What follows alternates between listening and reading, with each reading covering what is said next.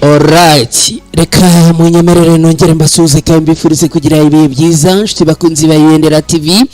Mwese mbahaye ikaze makuru agezweho kuri aya masaha ku Ibendera TV. Reka mbibutse ko uyu munsi turi kwa mbere tariki 11 Gicurasi muri uyu mwaka wa 2026. Mwese mumeze mute rero hirya no hino aho muherereye? Reka nizere ko mumeze neza. Ikaze makuru agiye kwitsa no kwibanda ku ngingo z'ingenzi zikurikira. Amerika yongereye igitutu ku barwanyi ba Alliance Fleuve Congo M23. Abarwanyi ba Alliance Fleuve Congo M23 bakaba bamaze gusabwa kurekura ibice byose bigaruriye. Turaza kurebera hamwe bimwe mu bice bamaze kurekura abyo muri Kivu y'Amajyepfo muri Repubulika Iharanira Demokarasi ya Congo. Muri aya makuru kandi muraza kunyemerera tuze no kubabwira cyangwa tuze no kugaruka kuri inkuru ivuga ko Bwana Corneille Nangaa maze kohereza ubutumwa bukomeye kandi bwihutirwa kuri Perezida Tshisekedi wa Repubulika Iharanira Demokarasi ya Congo. Ngira ngo ubu butumwa uraza kumva ko harimo na romarike ikomeye cyane. Turaza kurebera hamwe uko ubutumwa buhagaze. Muraza kunyemerera muri aya makuru tuze no kugaruka kuri uyu munyapolitike utavuga rumwe n'ubutegetsi bwa Kinshasa yitwa Martin Fayulu. Uyu nguyu rero amaze kwemeza yuko agiye kwitambika Bwana Tshisekedi ushaka kugundira ubutegetsi muri Repubulika Iharanira Demokarasi ya Congo. Uyu munyapolitike araza kubikoraho gute? Araza kubigenza gute? Ese azabigeraho? Turabirebera hamwe ku buryo burambuye muri aya makuru. Muraza kunkundira tuze no kurebera hamwe cyangwa se tuze no kugaruka kuri abarwanyi ba ADF bongeye kumena amaraso y'imambasa. Abaturage baraye bahunga ijoro ryose bubakereraho nyuma y'ubwicanyi bukomeye bwongeye kubura imakumo. Turaza kunyarukira kandi no muri ubu bwicanyi bukomeye bwongeye kuvugwa imasisi ni muri Repubulika Iharanira Demokarasi ya Congo muri Kivu y'Amajyaruguru. Hongeye kumvikana ubwicanyi bukomeye rero akaba imwe mu mirambo yabishwe hasanzwe ahitwa Ikicanga. Turaza kurebera hamwe uko ibintu byifashe nshuti bakunzi ba Ibendera TV. Muraza kandi kunyemerera atuze no kugaruka kuri inkuru. Kugeza ubu Tshisekedi na Perezida Museveni wa Uganda bagiranye amasezerano akomeye mu by'umutekano n'ubucuruzi. Turaza kurebera hamwe uko bimeze. Turaza no kurebera hamwe iki kibazo gikomeye cyane aho imfungwa muri Repubulika Iharanira Demokarasi ya Congo ziravugwamo inzara ikomeye cyane, bamwe ngo batangiye gutakaza ubuzima. Turaza kubirebera hamwe. Hanyuma turaza kwerekeza mu gihugu cy'u Burundi nkubwire ko amashyaka agera kuri 5 yamenyekanye amaze gushyirwa ahagaragara. Ni amashyaka atavuga rumwe n'ubutegetsi bw'iki gihugu, akaba avuga ko yivanye mu matora yo mu mwaka wa 2027 mu mwaka utaha.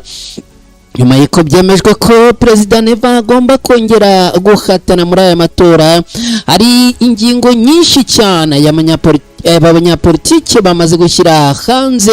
Turaza kuzirebera hamwe nshuti bakunzi ba Ibendera TV. Nago turi buze gutinda mu bintu byinshi, ahubwo ni munyemerere nongere mbahe ikaze. Nitwa Mukada ninjiye muri studio za Ibendera TV ngo dusangire amakuru agezweho muri aya masaha. Ariko nyemerera nkwibutse niba bamaze kugera hano nkorere like, uraza kuba ukoze cyane. Niba ari bwo bwa mbere ugeze ku Ibendera TV nkorere subscribe, uraza kuba ubitunganyije neza. Mwese rero ni munyemerere ibintu tubigenze gutya, hanyuma mu kanya gatoya ngaruke duhita twinjira muri aya makuru ku buryo burambuye.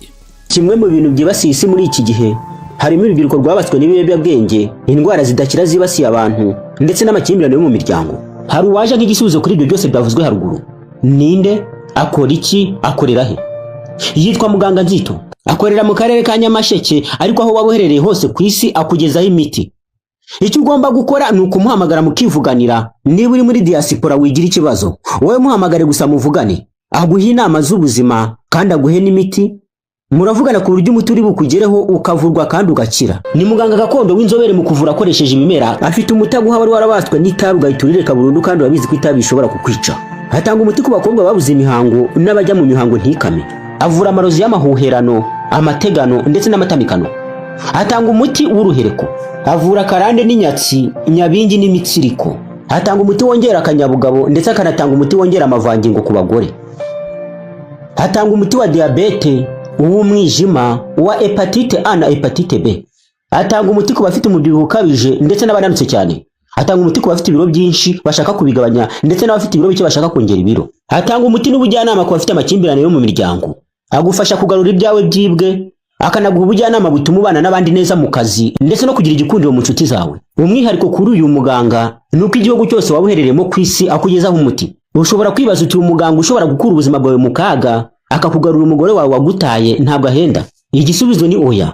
Ugereranyije umuti aguha n'amafaranga make y'umuha ntaho bihuriye. Kuva aka kanya ugiye kwicuza impamvu wowe n'inshuti zawe mutamenye uyu muganga mbere. Hamagara iyo nimero, namara kukuvura urahita wicuza impamvu utamumenye mbere. Ushobora kumuhamagara kuri call isanzwe cyangwa kuri WhatsApp.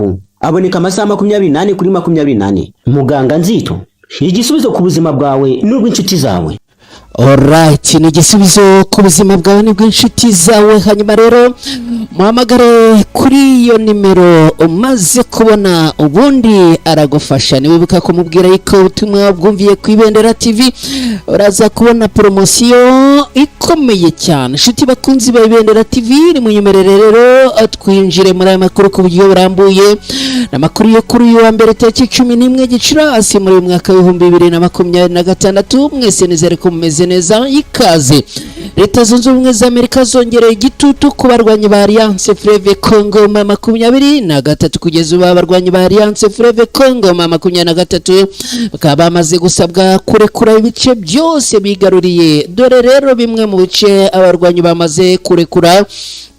Ni mu gihe kibazo cy'umutekano muke gikomeje gukaza umurego mu burasirazuba bwa Repubulika Iharanira Demokarasi ya Kongo. Amakuru aturuka mu bice bitandukanye byo muri teritwari ya Uvira mu ntara Kivu y'Amajyepfo aravuga ko ihuriro Alliance Fleuve Congo 23 ryamaze kwimukira mu bice bimwe na bimwe, aho bamaze kwimura bamwe mu basirikare babo abakabimurira mu duce two mu kibaya cya Prenedo Ruzizi. Aha. Aya makuru yatangiye gukwirakwira nyuma y'uko abaturage batuye muri ibi bice ku wa gatandatu tariki 9 Gicurasi muri uyu mwaka batangaje ko batangiye kubona ingendo z'ingabo z'abarwanyi ba Alliance Fleuve Congo 23 n'ibikoresho bya gisirikare byimurwa bivuye mu duce twari dusanzwe turimo abasirikare ba Alliance Fleuve Congo 23 gusa. Kugeza ubu ubuyobozi bw'iri huriro ntiburagira icyo butangaza ku mugaragaro cyemeza cyangwa gihakana aya makuru. Umwe mu bantu bavuganye n'ibitangazamakuru bitandukanye yavuze ko ibyagaragaye bishobora kuba biri mu rwego rw'impinduka zisanzwe zikorwa mu micungire y'ingabo ku rugamba, aho abasirikare bashobora kwimurwa cyangwa gusimburana bitewe n'imiterere y'akazi ka gisirikare n'ingamba z'umutekano. Gusa ku rundi ruhande harababona iki gikorwa nkaho n'ubundi ari Amerika yongeye guhamagarira abarwanyi kurekura bimwe mu bice bigaruriye. Hari amakuru avuga yuko Alliance Fleuve Congo 23 yamaze gusabwa na leta ya Washington kurekura bimwe mu bice bigaruriye nk'uko n'ubundi mu minsi ishize byakozwe. Abarwanyi ba Alliance Fleuve Congo 23 bagasabwa kurekura umujyi wa Uvira. Nk'uko abaturage bo muri ibi bice rero babitangaza, bavuga ko ngo abasirikare ba Alliance Fleuve Congo 23 bavuye mu duce twa Ruvungi. Aka ni kamwe mu gace bamaze kuvamo, bakaba kandi bavuye mu gace ka Remera. Abarwanyi ba Alliance Fleuve Congo 23 kandi bimaze kumenyekana ko abavuye no muri Sange ndetse na Kabunambo. Utu duce twose bavuyemo tukaba duherereye mu kibaya cya Ruzizi, ahantu hakomeje kuba ingenzi mu buryo bwa gisirikare n'ubucuruzi kubera uko ahuza Kivu y'Amajyepfo n'imipaka igana mu Burundi no mu Rwanda. Kugeza ubu rero ibi bikaba byongeye kuzamura undi mwuka mu gihe urugamba hagati y'abarwanyi ba Alliance Fleuve Congo M23 nabo ku ruhande rwa leta ya Congo rukomeje gukaza umurego. Abaturage baravuga kandi ko bamwe muri abo basirikare bagaragaye berekeza mu gace ka Kamanyora gaherereye muri teritwari ya Warungu isanzwe ihana imbibi na teritwari ya Uvira. Kamanyora kabari agace gafatwa nk'ingenzi cyane mu mutekano wa Kivu y'Amajyepfo kuko akari ku muhanda uhuza Bukavu n'utundi duce two mu majyepfo y'iyo ntara. Nubwo aya makuru akomeje kuvugwa cyane mu baturage no ku mbuga nkoranyambaga, aracyari ikibazo cyo kumenya niba koko ari gusubira inyuma kwa Alliance Fleuve Congo M23 cyangwa niba koko hari uburyo bwo guhindura imiterere y'ingabo ku rugamba. Ababikurikiranira hafi baravuga ko akwimura ingabo mu duce runaka bidahita bisobanura gutsindwa cyangwa kuva burundu muri ako gace, koko bishobora no kuba abiri mu rwego rwo kwisuganya cyangwa gushyira imbaraga kandi hafatwa nk'ingenzi kurusha ahangaha bari. Hari n'andi makuru ari kuvugwa n'impande zitandukanye agaragaza ko iri yimurwa ry'ingabo rishobora kuba rifitanye isano n'igitutu mpuzamahanga, cyane cyane icyo Leta Zunze Ubumwe za Amerika zimaze igihe zishyira ku mpande zose zifitanye isano n'intambara yo mu burasirazuba bwa Repubulika Iharanira Demokarasi ya Kongo. Amerika n'ibindi bihugu by'Uburayi bikomeje gusaba ko habaho ibiganiro bya politiki no guhagarika imirwano mu gihe bashinja impande zitandukanye kugira uruhare mu guhungabanya umutekano w'abasivile. Icyakora kugeza ubu tuvugana impande zombi zaruciye zirarumira, nta niri na rimwe bari bagira itangazo abashyira ahagaragara y'aba Alliance Fleuve Congo M23 yaba bo ku ruhande rwa leta ya Congo ndetse n'izindi mpande zitandukanye. Abakurikiranira hafi by'umutekano muri Kivu y'Amajyepfo baravuga ko makuru nk'aya akwiye kwitonderwa ku buryo buri hejuru cyane. Mu byumweru bishize imirwano no kwimura abaturage byongeye gufata indi ntera mu bice byinshi bya Kivu y'Amajyaruguru na Kivu y'Amajyepfo. Abaturage benshi barahunga, ibintu bikomeza guteza impungenge ku mutekano w'abaturage ndetse no ku mibanire y'ibihugu byo mu karere k'ibiyaga bigari. Kugeza ubu abaturage bo mu kibaya cya Ruzizi bakomeje gukurikiranira hafi uko ibintu bihinduka, mu gihe benshi bavuga ko icyifuzo cyabo gikomeje kuba ukubona amahoro arambye n'umutekano usesuye nyuma y'imyaka myinshi y'intambara n'ubushyamirane bimaze gushegesha ubuzima bwabo. Nubwo amakuru avuga ko abarwanyi bamaze kwivana muri ibi bice, ariko ntihari hatangazwa kugeza ubu abari kugenzura ibi bice. Bikaba bivugwa ko ngo byaba byamaze kwinjirwamo nabo ku ruhande rwa leta ya Kongo, ariko aya makuru nayo ntaremezwa neza kubera ko uruhande rwa leta ya Kongo ngo baracyafite ubwoba ko yaba ari amayeri y'abarwanyi ba Alliance Fleuve Congo M23 baba bari gukoresha kugira ngo babagabeho ambushi, ubundi bazi ko bari kwisanga muri utu duce, bazi ngo bahavuye bahashize, nyamara ari amayeri, ubundi bahinjire bahita babarangiza. Kugeza ubu rero ibintu bikaba bikomeje gufata indi ntera yo ku rwego rwo hejuru. Shitiwe dukurikiye hano ku Ibendera TV, nyemerera nongere nguhe ikaze, nanagusaba ngo nkorere like. Ndashimira cyane mwese mwabikoze, ndashimira ariko namwe mugiye kubikora aka kanya.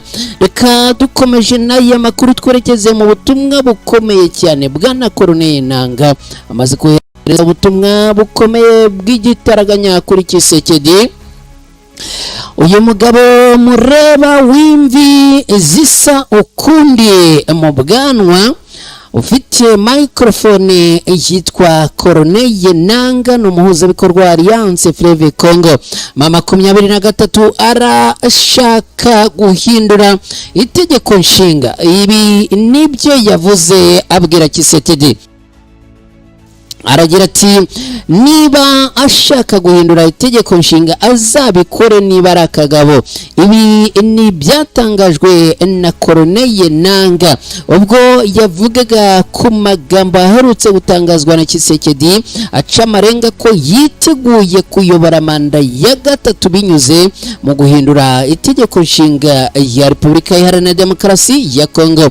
Mu kiganiro n'abanyamakuru cyabaye ku munsi w'ejo bundi ushize, umuhuzabikorwa wa Alliance Fleuve Congo M23 yerekanye ko ikiganiro Perezida Tshisekedi aherutse gutanga kigaragaza ukuntu atajya hinduka, akora abeshya, ahakana ibyo yakoze no kugereka amakosa ku bandi mu rwego rwo guhisha intege nke z'imiyoborere ye. Yagize ati ninde wabyizera kandi tuzi ko ejo azaza agasaba imbabazi. Nta kintu nzi, nta kintu nari nzi, ntabwo nari mbizi, ntabwo bambwiye. Nikosa y'u Rwanda, oya, nikosa ya Paul Kagame, nikosa ya Kabila, nikosa y'intambara, buri gihe n'abandi bantu ariko we nta na kimwe. Ejo rero ntimuzatungurwe kuko azavaho, mu minsi iri imbere azavaho. Ibi ni byamaze gutangazwa na Bwana Corneille Nangaa mu butumwa yoherereje cyangwa se yahaye Tshisekedi. Mu buryo bwo gutebya Bwana Corneille Nangaa yongeyeho agira ati kandi ntibizabatungure azavuga ko atarazi ko yari perezida. Corneille Nangaa yahamagariye imitwe ya politike na societe civile muri Repubulika Iharanira Demokarasi ya Kongo kujya inyuma ya Alliance Fleuve Congo M23 bagakomeza urugamba rwo gukuraho ubutegetsi no gutabara igihugu cya Repubulika Iharanira Demokarasi ya Kongo. Ni ibintu yagarutseho muri aya magambo agira ati arashaka guhindura itegeko nshinga, azabikore niba ari akagabo, ariko kubitureba ndavuga mu izina rya Alliance Fleuve Congo M23 turavuga ko ari cyo gihe. Kandi ikiganiro n'itangazamakuru cyatumye abanyekongo bumva imigambi ye ngo Alliance Fleuve Congo M23 ihamagarire kwishyira hamwe kw'imitwe yose ya politike, inzego zose z'imibereho kwihuriza hamwe muri uru rugamba rwo kurinda Repubulika Iharanira Demokarasi ya Kongo. Imitwe yose ya politike iri mu buhungiro n'iri Kinshasa ndetse n'iri muri Union Sacrée, ihuriro riri ku butegetsi, itavugisha mu ibanga, turayisaba kwihuriza hamwe inyuma ya Alliance Fleuve Congo M23 ikatuvugisha rero mu ibanga, ubundi tukarwana urugamba kugira ngo turinde igihugu, kugira ngo tugarure igihango cya Repubulika yacu. Bwana Corneille Nangaa yakomeje avuga ko biswe inyeshyamba, abaterabwoba, agira ati ariko ikizwi neza turi umutwe wo kwibohora n'impinduramatwara.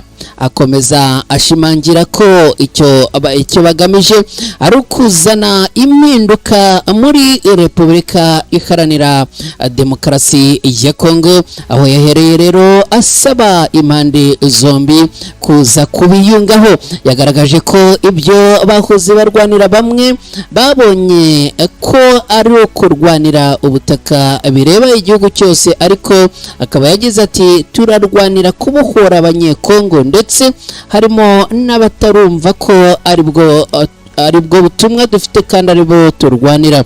Turarwanirira amoko yose ya Kongo, turarwanirira igihugu cya Kongo cyose. Bwana Corneille Nangaa akaba yaherutse guha itangazamakuru mu kiganiro aheruka guha itangazamakuru kuwa gatatu ushize, ari nacyo cya kabiri kuva yongera gutorwa mu mwaka w'2023. Bwana Perezida Tshisekedi yashinje u Rwanda guhungabanya ingabo z'igihugu cye, aca amarenga ko ashobora gutekereza ku kwiyamamariza manda ya gatatu naramuka abisabwe n'abaturage. ibi rero bikaba byarakaje abantu batari bakeya, benshi bakaba bamaze guhaguruka barahagarara. Uyu yitwa Martin Fayulu ni umunyapolitike nawe utajya ripfana kandi utavuga rumwe n'ubutegetsi bwa Kinshasa. Ni umuhuzabikorwa w'ihuriro rya politike ya Ramuka yitwa Martin Fayulu, akaba yemeje ko nawe agiye guhagurukira Tshisekedi. Uyu ibi abigarutse ko nyuma y'aya magambo Tshisekedi yatangaje, agaragaza ko afite ngo umugambi wo kugundira ubutegetsi. Bwana Martin Fayulu rero akaba yavuze yuko yiyemeje kwitambika Tshisekedi mu isura iyo ari yo yose, mu mbaraga izo arizo zose, mu bikorwa ibyo ari byo byose, mu gihe agaragaza ko ashaka kwikubira ubutegetsi cyangwa se kubugundira. Ibyo Martin Fayulu yabitangaje nyuma y'umunsi umwe Perezida Tshisekedi agiranye ikiganiro n'abanyamakuru Kinshasa, akagaragaza ko afite inzozi zo kuyobora indi manda nubwo itegeko nshinga rya Repubulika Iharanira Demokarasi ya Kongo ririho ubu ritabimwemerera. Martin Fayulu yagize ati tuzakangura abaturage baranyumva. Iyo mvuze ko tuzakangura abaturage, ndashaka kuvuga ko nzahagarara imbere y'abanyekongo kugira ngo nitambike Bwana Tshisekedi naramuka agerageje manda ya gatatu. Aganira n'abanyamakuru n'abamushyigikiye, uyu mugabo utavuga rumwe n'ubutegetsi bwa Tshisekedi yibukije ko ikibazo cya manda ya gatatu y'umukuru w'igihugu cyamaze guterwa utwatsi n'abaturage ba Kongo ku butegetsi bwa Joseph Kabila, yemeza ko yiyemeje kongera kukirwanya. Martin Fayulu rero yashubije mu buryo butaziguye ibiherutse gutangazwa n'umukuru w'igihugu ku kiganiro n'abanyamakuru nk'uko n'ubundi byatangajwe. Agira ati nabwiye Kabila na Felix Tshisekedi ari iruhande rwe, twarahanganye, twashyizeho umurongo utukura, manda ya gatatu Kabila nazayigira, Tshisekedi nawe nazayigira, kubera ko adakomeye kurusha abanyekongo. Nyuma y'Imana n'abantu, kandi aba baturage bahisemo ko nta muntu n'umwe uzigera akora muri iki gihugu manda ya gatatu. Ibyatangajwe na Martin Fayulu bije mu gihe hari umwuka utari mwiza muri politike irangwa n'impaka zikomeye zerekeye impinduka cyangwa ivugurura y'itegeko nshinga. Ubu akaba ari byo bikomeje kugaruka mu makuru avugwa cyane mu gihugu.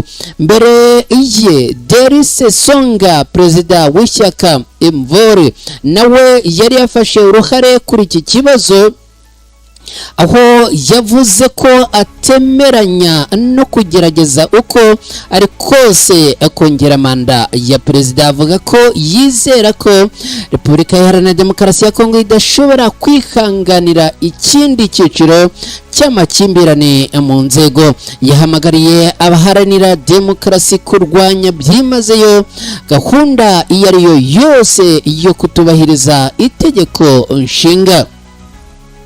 Shiti bakunzi ba Ibendera TV, ni munyemerere nongere mbibutse ko turimo kuragezwa kuri aya masaha ku Ibendera TV.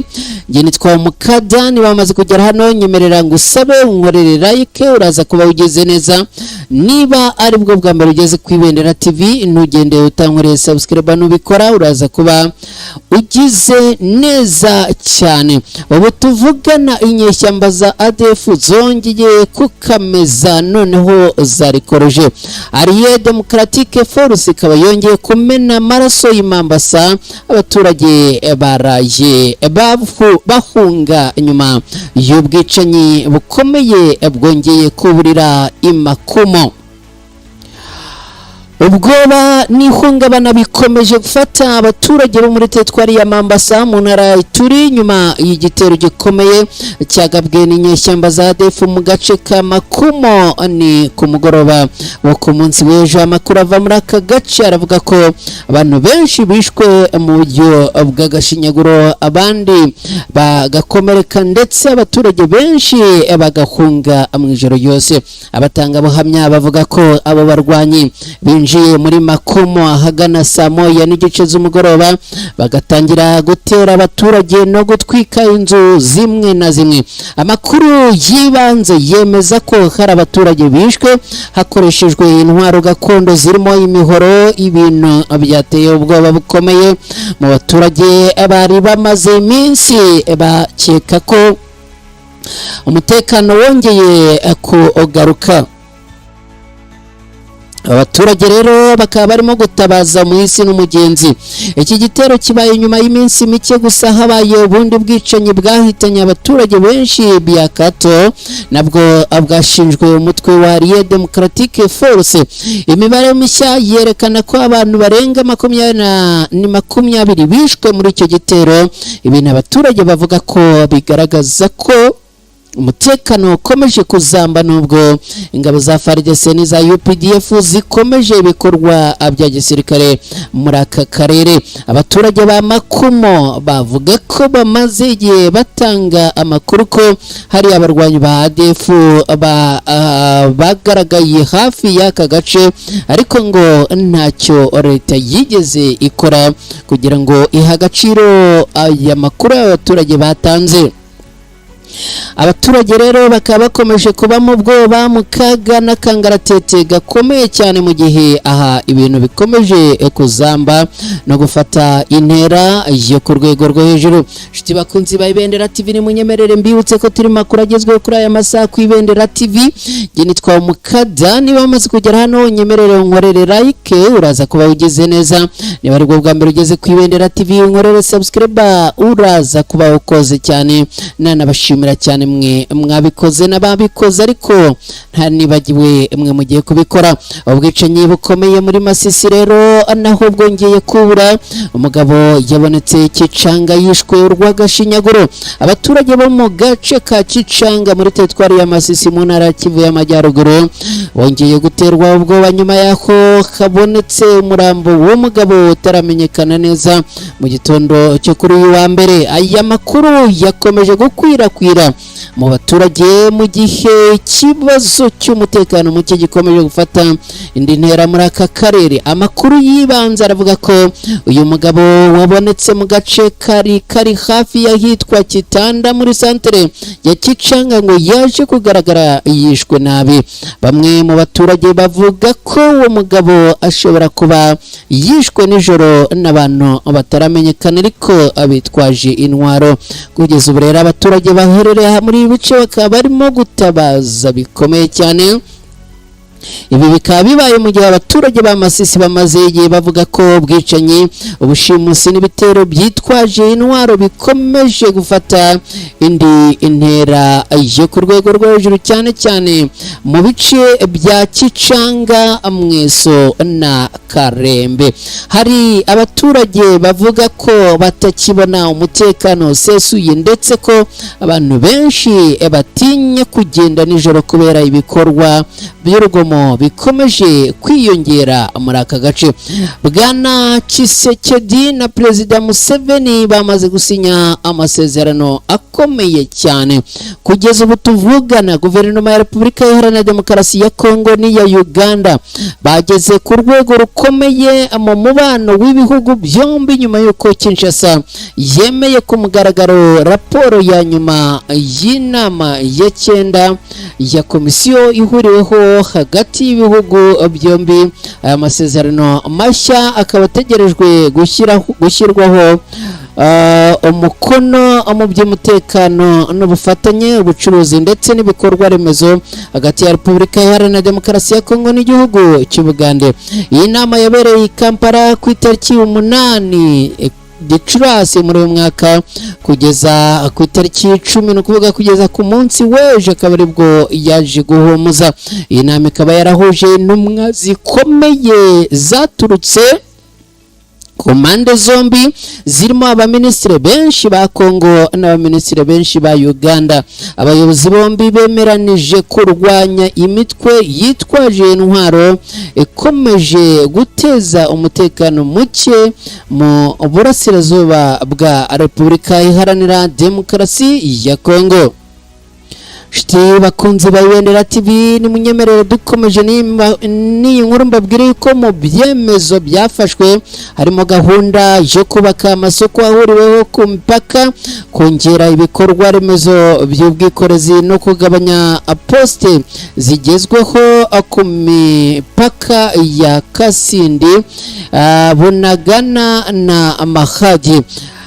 Ibintu rero bikaba bikomeje gukomera no gufata intera ikomeye cyane.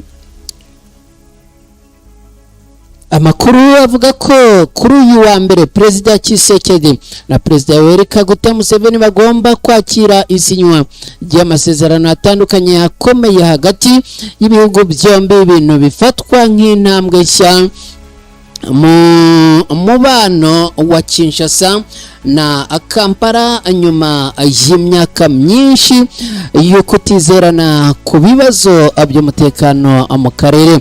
Shiti bakunzi ba Ibendera TV, ni munyemerere twerekeze no muri iyi nkuru nayo ikomeye cyane, ariko mbere yo kwinjira muri iyi nkuru nyemera nongere nkwibutse ko hano ni ku Ibendera TV. Njye nitwa Umukada. Niba wamaze kugera hano nkundire nkorere like, uraza kuba ukoze. Niba ari bwo bwa mbere ugeze ku Ibendera TV, nugende utankore subscribe, uraba ugize neza cyane. Imfungwa zifunzwe na leta y'Kinshasa ziravugwamo inzara ikomeye mu mujyi wa Beni mu ntara ya Kivu y'Amajyaruguru muri Repubulika Iharanira Demokarasi ya Kongo. Haravugwa ikibazo ni ikibazo gikomeye cyugarije imfungwa zifungiye muri gereza nkuru ya Kabgayi. Ni ibintu bikomeye cyane. Bamwe mu baturage bavuga ko bamaze hafi y'amezi 3 babayeho nta funguro bahabwa n'ubuyobozi bwa leta. Izi mfungwa akaba ariho rero zihera zitabaza. Aya makuru yemejwe n'inzego za societe civile zo muri aka karere, zivuga ko kuva mu ntangiriro z'umwaka wa 2026 iyi gereza itongeye guhabwa inkunga y'ibiribwa byagombaga kugaburirwa abafunzwe. Ibi byatumye ubuzima bwabo burushaho kuba bubi, aho benshi bavuga ko atunzwe gusa n'inkunga nke bahabwa n'imiryango yabo cyangwa abantu babagirira impuhwe.